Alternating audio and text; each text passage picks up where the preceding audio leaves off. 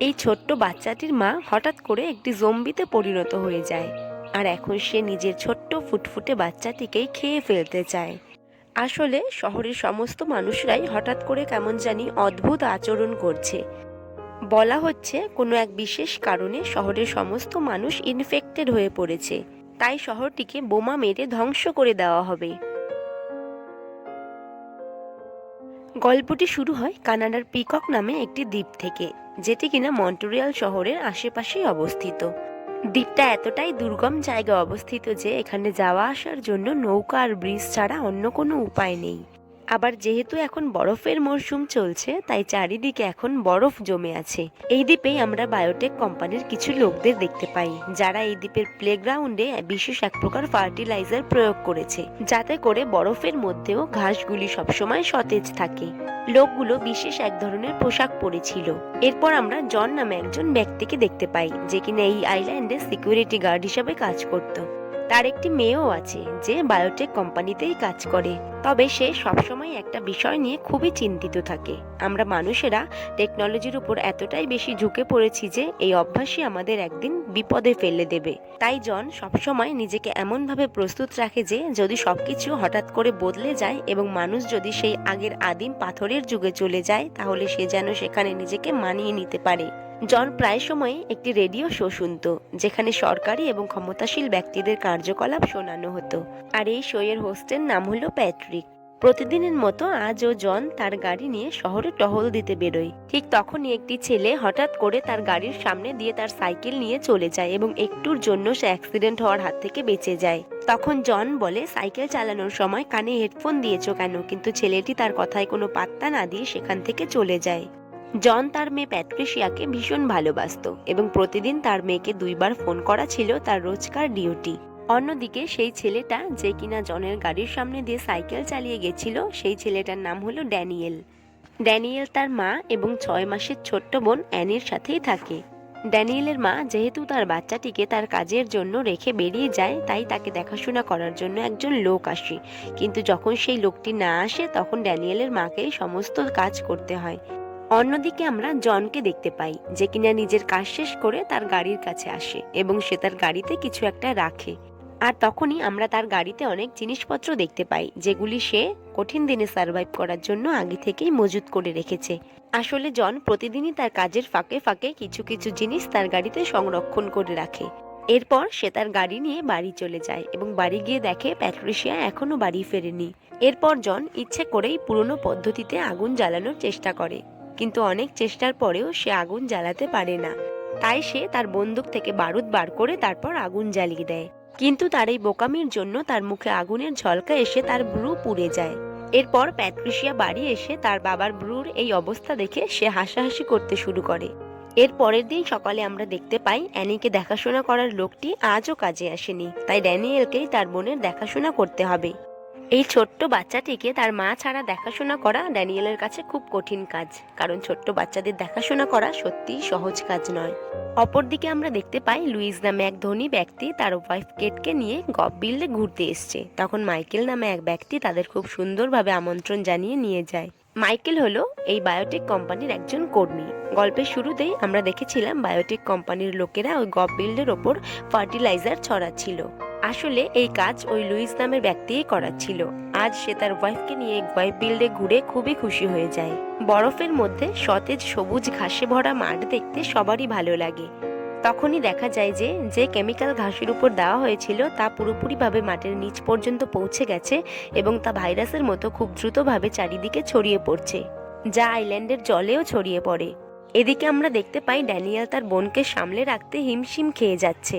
অন্যদিকে আমরা আইল্যান্ডের একটি লোককে দেখতে পাই, যে কিনা মার্কেটে সবজি কিনতে এসছে, কিন্তু সে বাড়ি থেকে বেরোনোর আগে জল খেয়ে বেরিয়েছিল। আসলে এই শহরের সবাই যে জল পান করে তা এই শহরের ফিল্টারেশন সিস্টেম থেকেই আসে, আর ওই জলই মানুষের সমস্ত কাজে ব্যবহার করা হয়। লোকটি মার্কেটে থাকা অবস্থাতেই হঠাৎ করে কিছু ফিল করতে থাকে এবং তখনই তার ওয়াইফ ফোন করে তাকে বাড়িতে আসতে বলে। তখন সে দেরি না করে বাড়ি যাওয়ার জন্য বেরিয়ে পড়ে এবং বাড়ি এসে সে দেখে তার দাঁত সবুজ রঙের হয়ে গেছে। ওই দাঁত দেখে লোকটা ঘাবড়ে গিয়ে তার দাঁত পরিষ্কার করতে থাকে এবং দেখতে দেখতে তার চোখও সবুজ রঙের হয়ে যেতে থাকে। এই অল্প কিছু সময়ের মধ্যেই অদ্ভুতভাবে লোকটি পুরোপুরি জম্বিতে পরিণত হয়ে যায়। ঠিক তখনই তার ওয়াইফ তাকে ওয়াশরুম থেকে ডাকতে থাকে এবং সে আওয়াজ শুনে ওয়াশরুমে চলে যায়। তারপর সে তার ওয়াইফকে খুব জঘন্যভাবে কামড়ে মেরে ফেলে এবং কিছুক্ষণ পর সেও বাচ্চাবে থাকা অবস্থায় মারা যায়। পরবর্তী দৃশ্যে আমরা দেখতে পাই লুইস, মাইকেল এবং কেট আবারও সেই গব বিল্ডে আসে। ঠিক তখনই সেখানকার সমস্ত কর্মচারীরা সেই দিকে ছুটে আসতে শুরু করে। তারা কিছু বুঝে ওঠার আগেই কেটের কুকুর এসে কেটকে কামড়ে দেয়। আসলে কুকুরটিও জম্বি হয়ে গেছিল। সেখানে যে কর্মচারীরা ছিল তারাও ইতিমধ্যে জম্বিতে পরিণত হয়ে গেছে। মাইকেল এবং লুইস কোনো রকম ভাবে এই ভয়ঙ্কর পরিস্থিতির মধ্যে থেকে ভেতরে গিয়ে দরজা আটকে দেয়। কুকুরে কামড়ানোর কারণে যেহেতু কেটও ইনফেক্টেড হয়ে গেছিল, তাই তারা কেটকে বাইরে রেখেই ভেতরে চলে আসে। দরজা আটকানোর পরেই তারা দেখতে পায় বাইরে জম্বিদের পুরো দল চলে এসেছে এবং তারা ভেতরে ঢোকার চেষ্টা করছে। কোনো একভাবে কেটের কুকুর ভেতরে ঢুকে লুইসকে কামড়ে দেয় এবং লুইসও জম্বিতে পরিণত হয়ে যায়। মাইকেল তখন কোনো উপায় না পেয়ে নিজের জীবন বাঁচানোর জন্য সেখান থেকে পালানো শুরু করে।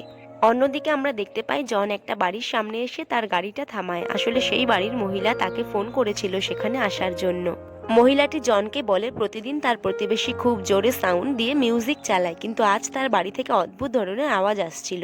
জন যখন সে প্রতিবেশীর বাড়ির দিকে যেতে শুরু করে তখন সেই মহিলাটিও জম্বিতে পরিণত হয়ে যায় এবং জনকে ধাওয়া করতে শুরু করে। জন পালিয়ে তার গাড়ির ভেতরে ঢুকে যায়।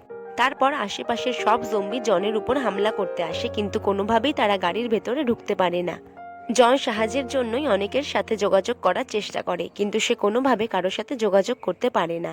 তারপর জন তার মেয়েকে একটা ভয়েস মেসেজ পাঠিয়ে বলে, চারিদিকের পরিস্থিতি খুবই খারাপ, তুমি রেডি থাকো, আমি তোমাকে নিতে আসছি।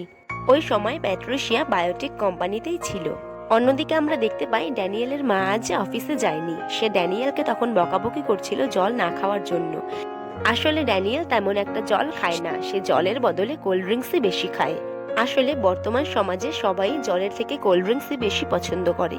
তারপর ড্যানিয়েল তার মায়ের সাথে কথা বলতে বলতেই তার মা হঠাৎ করে জম্বিতে পরিণত হয়ে যায় এবং সে তার নিজের ছেলেকে মারার জন্যই তাকে ধাওয়া করতে শুরু করে। তখন ড্যানিয়েল ভয়ে পালাতে শুরু করে, কিন্তু তখন জনের গাড়ি চলে আসায় ড্যানিয়েলের মা ধাক্কা খেয়ে নিচে পড়ে যায়। তারপরেও সে ড্যানিয়েলকে হামলা করতে যায়। ড্যানিয়েল তখন তার মাকে সাহায্য করতে গেলে জন তাকে বারণ করে। আর ঠিক তখনই আশেপাশের সমস্ত জম্বিরা তাদের দিকে ছুটে আসতে থাকে। জন তখন তার গাড়ি নিয়ে সেখান থেকে চলে যায়। ড্যানিয়েল তারপর তার মাকে নিয়ে কোনো রকম ভাবে ঘরে চলে আসে এবং ঘরের দরজা বন্ধ করে দেয়। ওই শহরের প্রায় সমস্ত মানুষই জম্বিতে পরিণত হওয়ার কারণে ওই পুরো আইল্যান্ডটাকে কোয়ারেন্টাইন ঘোষণা করে দেওয়া হয়। এদিকে ড্যানিয়েল তার মাকে ওয়াশরুমে নিয়ে গিয়ে আটকে রাখে। ঠিক তখনই অন্য আরেকটা জম্বি তাদের বাড়িতে হামলা করে। ড্যানিয়েল তখন কোনো রকম ভাবে সেই জম্বিকে তাড়িয়ে দিতে সক্ষম হয়। আসলে জম্বিরা কোনো রকম শব্দ পেলেই তারা সেই দিকে ছুটে আসতে শুরু করে। তাই ড্যানিয়েল তার বোনের কান্নার আওয়াজ শুনে যাতে জম্বিরা চলে না আসে সেই কারণে সে বিভিন্নভাবে কান্নার আওয়াজ ঢাকার চেষ্টা করত। এইভাবেই একটা রাত কেটে যায়। পরের দিন সকালে যখন ড্যানিয়েল জানালা দিয়ে বাইরে তাকায় তখন সে দেখতে পায় তাদের বাড়ির চারিপাশে জম্বিরা ঘুরে বেড়াচ্ছে, অর্থাৎ সে কোনোভাবেই এখন বাড়ি থেকে বেরোতে পারবে না। তারপর ড্যানিয়েলের মা ওয়াশরুম থেকে বেরোনোর জন্য ভীষণভাবে চেষ্টা করতে শুরু করে। ঠিক তখনই তাদের ঘরে রাখা টিভিটা তার মাথার উপরে পড়ে এবং ভীষণ আঘাত পেয়ে সে সেখানেই মারা যায়। এরপর ড্যানিয়েল তার বোনকে নিয়ে বাড়ি থেকে পালানোর চেষ্টা করলে সেখানে থাকা জম্বিরা তাদের ধাওয়া করতে শুরু করে। ড্যানিয়েল দৌড়াতে দৌড়াতে একটা সুপার শপের সামনে আসতেই জন দরজা খুলে তাকে শপের মধ্যে ঢুকিয়ে নেয়। আসলে জন জম্বিদের ভয়ে আগে থেকেই এখানে লুকিয়েছিল। ড্যানিয়েল এখানে এসে জানতে পারে যে জনের মেয়ে অর্থাৎ প্যাট্রিশিয়াও জম্বিতে পরিণত হয়ে গেছে। এই কারণে জন তাকে একটা ফ্রিজের মধ্যে আটকে রেখেছে। অন্যদিকে আমরা দেখতে পাই মাইকেল এই ভাইরাস দূর করার জন্য কারোর সাথে ফোনে কথা বলছিল। তখন তাকে জানানো হয় খুবই শীঘ্রই এর প্রোটোকল এসে এই ভাইরাস দূর করে দেবে।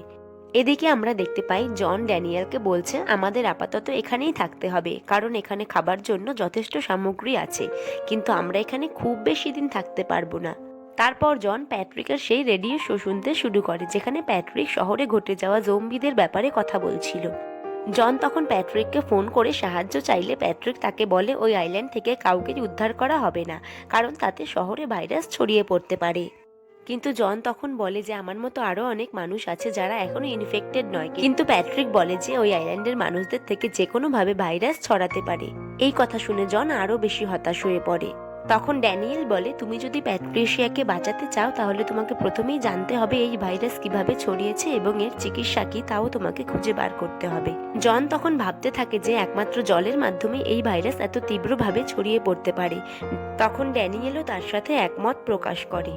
তারপর সে বলে যে এই মুহূর্তে কোনোভাবেই এই আইল্যান্ড থেকে বেরোনো সম্ভব নয়, কারণ যতগুলো বোট ছিল সরকার সবগুলোই বন্ধ করে দিয়েছে। আর এই আইল্যান্ডের জল এতটাই ঠান্ডা যে ওই জলে নামবে তার অবস্থা খারাপ হয়ে যাবে।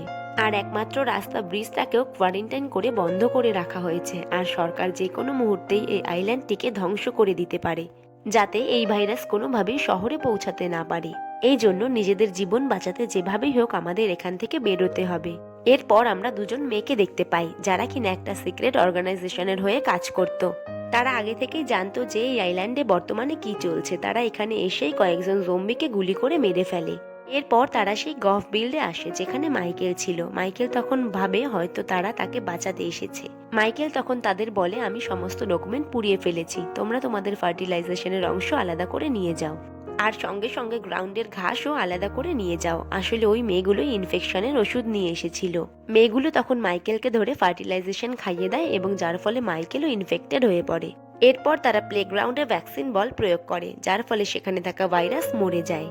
এরপর দেখা যায় ড্যানিয়েল এবং জন প্যাট্রিশিয়াকে নিয়ে সেই শপ থেকে বেরিয়ে পড়ে এবং সবার প্রথমে তারা ওয়াটার ফিল্টার অফিসে যায়, যাতে করে তারা পুরো শহরের ওয়াটার সাপ্লাই বন্ধ করে দিতে পারে এবং এর ফলে নতুন কোনো ভাইরাস শহরে ছড়াবে না।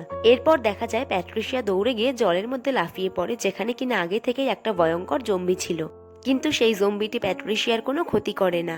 অন্যদিকে জন প্যাট্রিশিয়াকে জল থেকে ওঠানোর জন্য তার হাত ধরে অনেক টানাটানি করতে শুরু করে, যার ফলে শেষ পর্যন্ত তার একটি হাতই ছিঁড়ে যায়। এরপর জন আবার তাদের সবাইকে সাথে নিয়ে গাড়িতে উঠে পড়ে এবং সেই গফ বিল্ডে চলে আসে। গফ বিল্ডে চলে আসার পর ড্যানিয়েল এবং জন দেখতে পায় যে কেটের সেই কুকুরটা পুরোপুরি ঘাসে বদলে গিয়েছে, কিন্তু তখনও তার শ্বাস প্রশ্বাস চলছিল। এরপর জন এবং ড্যানিয়েল সেখানে হাঁটাহাঁটি করতে করতে সেখানে দুটো টাইম বম দেখতে পায়। আসলে ওই জায়গা থেকে যাওয়ার সময় সেই মেয়ে দুটোই সেখানে টাইম বম দুটো রেখে গেছিল। আর যেহেতু ভাইরাসের সব থেকে বেশি মাত্রা ওই রুমটিতেই ছিল, তাই জনও সেখানে জম্বিতে পরিণত হয়। তবে পুরোপুরি জম্বিতে পরিণত হওয়ার আগে জন বম দুটি ডিঅ্যাক্টিভেট করে দেয়। এরপর মেয়ে দুটি যখন বুঝতে পারে তাদের রেখে আসা বোম এখনো ব্লাস্ট হয়নি, তখন আবারও তারা সেই গফ বিল্ডের দিকে যায়। সেখানে গিয়ে অ্যানিকে দেখে তারা সেই ফার্টিলাইজার অ্যানিকেও খাইয়ে দেয়, কিন্তু তখনই সেখানে ড্যানিয়েল চলে আসে। ওই মেয়ে দুটো তখন ড্যানিয়েলকেও ওই ফার্টিলাইজার খাইয়ে দিতে যায়, কিন্তু অ্যানি তখন একটি মেয়ের আঙুল কামড়ে দেয়, কারণ ততক্ষণে অ্যানিও জম্বিতে পরিণত হয়েছিল। এর ফলে সেই মেয়েটিও জম্বিতে পরিণত হয়ে যায় এবং এরপর তারা দুজনেই নিজেরা নিজেদেরকে শুট করে মারা যায়। এদিকে জনও জম্বিতে পরিণত হওয়ায় সে ড্যানিয়েলের উপর হামলা করে, কিন্তু ড্যানিয়েলের কোলে তার বোন থাকায় জন তাকে কিছু বলে না। এরপর ড্যানিয়েল সেই ভ্যাকসিন বলগুলোর মধ্যে একটি ভেঙে দেয় এবং অ্যানি সেই গন্ধ নেয়। এরপর ড্যানিয়েল কোনো উপায় না পেয়ে জনকে বন্ধ করে দেয় একটি রুমে এবং সে তখন দেখতে পায় কতগুলো মিলিটারি ফোর্স আসছে। ড্যানিয়েল ভাবে তারা হয়তো তাদেরকে সাহায্য করতে এসেছে, কিন্তু তারা তাদের সামনে যাই পাচ্ছিল তাই গুলি করে এবং বোম মেরে উড়িয়ে দিচ্ছিল। এরপর ড্যানিয়েল কোনোভাবে সেখান থেকে পালিয়ে আসে। ততক্ষণে অ্যানিও সুস্থ হয়ে গেছিল সেই ভ্যাকসিন বলের কারণে। অন্যদিকে দেখা যায় সেই মিলিটারিরা ততক্ষণে জনের কাছে গিয়ে তাকে আগুন দিয়ে পুড়িয়ে দেয়। এরপর ড্যানিয়েল তার বোনকে নিয়ে দৌড়ে পালাতে পালাতে নদীর পাড়ে এসে দেখে একটা বোট আসছে। ড্যানিয়েল তখন হাত দেখিয়ে বোটটিকে থামায় এবং এই দ্বীপ ছেড়ে শহরের দিকে যেতে শুরু করে, কিন্তু তখনই আমরা দেখতে পাই যে ড্যানিয়েলের কাছে প্যাট্রিশিয়ার সেই ছেঁড়া হাতটা রয়ে গিয়েছে। এই জন্য সে সেই হাতটা জলের মধ্যে ফেলে দেয় এবং একটা মাছ এসে হাত থেকে কামড়ে দেয় এবং মাছটিও জম্বিতে পরিণত হয়ে যায়। অর্থাৎ এই ভাইরাস এখন পুরো শহরেই ছড়িয়ে পড়বে।